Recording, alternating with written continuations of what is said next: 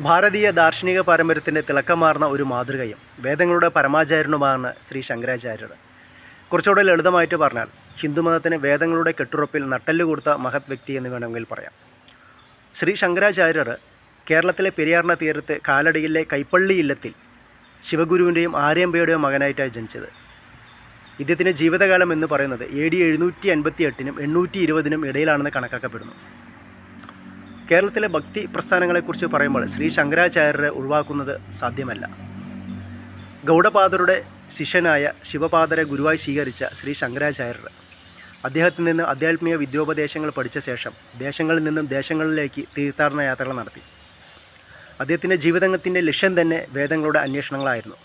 ഒരിക്കലൊരു മണ്ഡലകാലത്ത് കേരളത്തിലേക്ക് മടങ്ങിയെത്തിയ ശ്രീ ശങ്കരാചാര്യർ താമസിയാതെ തൃശ്ശൂരിലെ വടക്കുംനാഥ ക്ഷേത്രത്തിൽ വെച്ച് സമാധിയാവുകയായിരുന്നു. അദ്ദേഹം ഉപയോഗിച്ച അദ്ദേഹത്തിൻ്റെ ശംഖും ചക്രവുമെല്ലാം ഇന്നും അവിടെയുണ്ട്.